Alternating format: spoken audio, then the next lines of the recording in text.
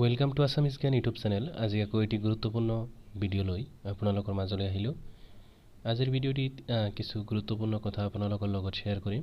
যি চলিত BTR LP UP শিক্ষক নিযুক্তিৰ কাম চলি আছে আৰু মেৰিট লিষ্ট দিয়াৰ সময় একেবাৰে সমাগত। তাৰ মাজতে এটা নতুন কণ্ট্ৰভাৰ্চি আৰম্ভ হৈছে, সেইটো হৈছে নিউজৰ আণ্ডাৰত যিসকলে DLED কৰিছিল 18 মান্থছৰ কাৰণে, সেইসকলে কিন্তু টিচাৰ ৰিক্ৰুইটমেণ্টৰ কাৰণে এইবাৰ এপ্লাই কৰিব পাৰিছে। আৰু কিছু ক্ৰাইটেৰিয়া বান্ধি দিয়া হৈছিল, নিয়ম আছে যে সেইখিনি নিয়ম যদি ফুলফিল কৰিব পাৰে তেতিয়াহ'লে ৰিক্ৰুইটমেণ্ট প্ৰচেছত তেওঁলোকে এলিজিবল হ'ব। তো অলৰেডি এডভাৰটাইজমেণ্টত মেনশ্যন কৰাই আছে কি প্ৰচেছ ফ'ল' কৰিব লাগিব। তো লাগিলে মই স্ক্ৰীণত আপোনালোকক দেখাই দিম কি কণ্ডিশ্যন আছিলে, আৰু সেই কণ্ডিশ্যনখিনি যদি ছাৰ বাইদেউসকলে ফুলফিল কৰিব পাৰিছে তেতিয়াহ'লে নিশ্চয় এপইণ্টমেণ্ট আপোনালোকে পাবলৈ সক্ষম হ'ব। বহুত বেছি অধৈৰ্য নহ'ব। মই হোৱাটছআপ ফেচবুকত চালোঁ, বহুত বেছি আপোনালোকে নিজেই কণ্ট্ৰভাৰ্চি কৰি আছে। কণ্ট্ৰভাৰ্চি কৰিলে কি হ'ব জানে, চৰকাৰে এইটোৰ পৰা এটা বেনিফিট পাব, তেওঁলোকে এপইণ্টমেণ্টটো হোল্ড কৰি ৰাখিব পাৰিব। আৰু এপইণ্টমেণ্ট হোল্ড হৈ গ'লে আপোনালোকৰে লছ হ'ব, কিন্তু যিহেতু কোড অফ কণ্ডাক্ট লাগিবলৈ বেছি দিন নাই।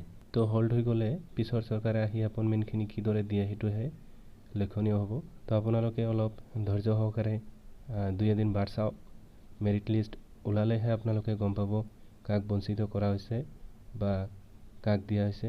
যিহেতু লিষ্ট এতিয়ালৈকে ওলোৱা নাই, আপোনালোকে কেনেকৈ গম পায় যে নিউজৰ আণ্ডাৰত যিসকলে এপ্লাই কৰিছিল নিউজ চাৰ্টিফিকেট ব্যৱহাৰ কৰি তেওঁলোকক বঞ্চিত কৰা হৈছে।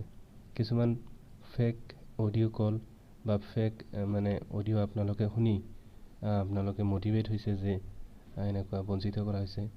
ডিৰেক্টৰ ছাৰ নিজেই দেখোন কৈ আছে যে যিসকল জেনুৱেন আছে, যিসকলে গোটেইখিনি ক্ৰাইটেৰিয়া ফুলফিল কৰিব পাৰিছে, তেওঁলোকে নিশ্চয় ৰিক্ৰুইটমেণ্ট প্ৰচেছত আহি যাব, এপইণ্টমেণ্ট পাব। যদি জেনুৱেন হয় কোনেও আপোনালোকক ৰখাব নোৱাৰে। তো মই সেইটোৱে আপোনালোকক কৈ আছোঁ যে অলপ 2-এদিন ধৈৰ্য ধৰক। যদি আপোনালোক সঁচাই জেনুৱেন হয় আৰু আপোনালোকৰ নাম্বাৰ যদি ভাল আছে, নিশ্চয় মেৰিট লিষ্টত নাম আহি যাব। তো কণ্ট্ৰভাৰ্চি কৰিলে কিন্তু আপোনালোকৰ লছ হ'ব। আৰু সুপ্ৰিম কোৰ্ট হাইকোৰ্টৰ যিটো অৰ্ডাৰ সেইটোতো ফ'ল' কৰিবই। আপোনালোকে ডেপ্ৰাপ্ট নহয়, কাৰণ যদি ৰিক্ৰুইটমেণ্ট প্ৰচেছত কিবা খেলি মেলি হয়, আফটাৰ এপইণ্টমেণ্টৰ আপোনালোকে ক্লেইম কৰিব পাৰিব যে আমি এলিজিবল হোৱা সত্ত্বেও কিয় আমাৰ নাম নাহিল। তো বৰ্তমান যিহেতু মেৰিট লিষ্ট পাব্লিছ হোৱাই নাই, সেইকাৰণে আমি অলপ ধৈৰ্য ধৰিব লাগিব মেৰিট লিষ্ট অহালৈকে।